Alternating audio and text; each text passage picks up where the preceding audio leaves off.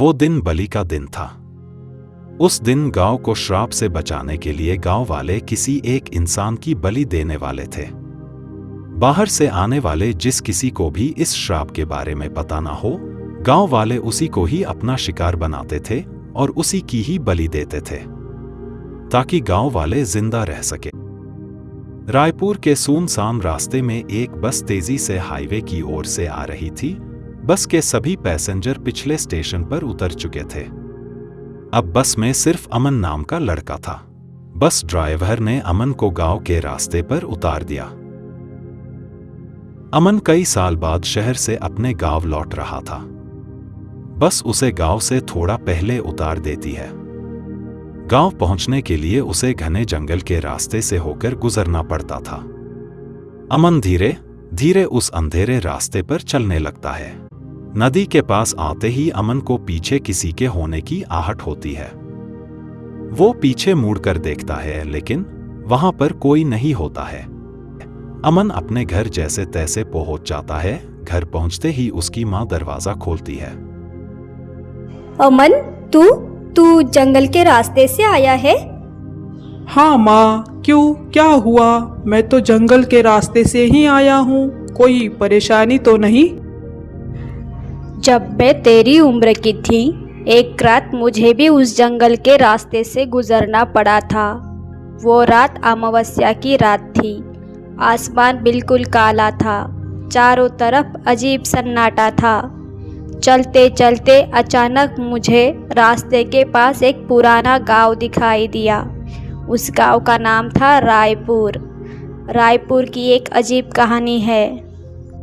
हर साल अमावस्या की रात गांव वाले एक इंसान की बलि देते थे, क्योंकि कई साल पहले एक गौरी नाम की लड़की रायपुर में रहती थी।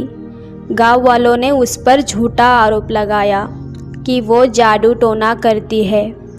इतना ही नहीं, उन्होंने उसे जिंदा जला के मार दिया था। इसलिए उसकी प्रेतात्मा आज भी उस जंगल में घूमती है।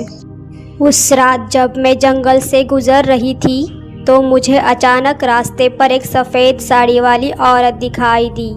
उसके लंबे बाल चेहरे पर थे।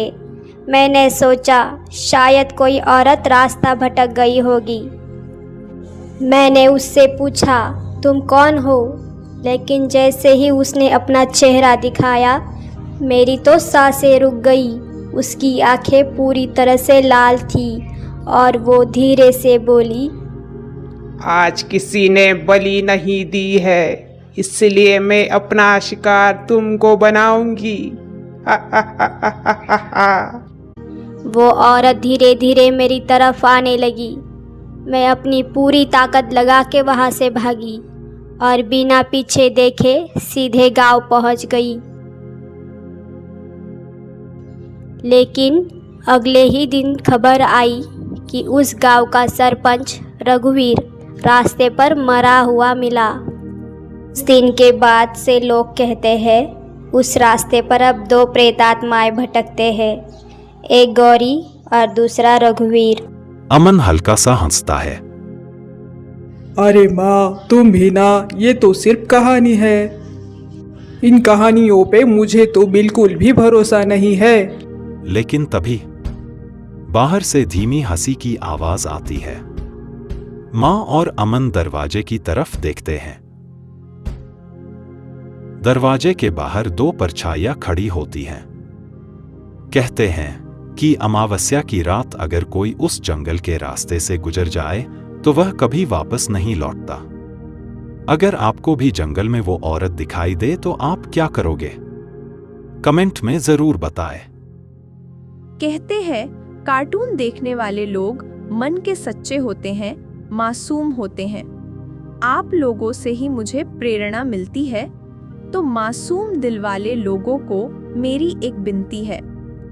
अगर आपको मेरी स्टोरी जरा सी भी अच्छी लगी हो तो वीडियो को लाइक और चैनल को सब्सक्राइब करना ना भूलें। आपने मेरी ये वीडियो कहाँ से देखी, मुझे कमेंट में ज़रूर बताएं। Thanks for watching.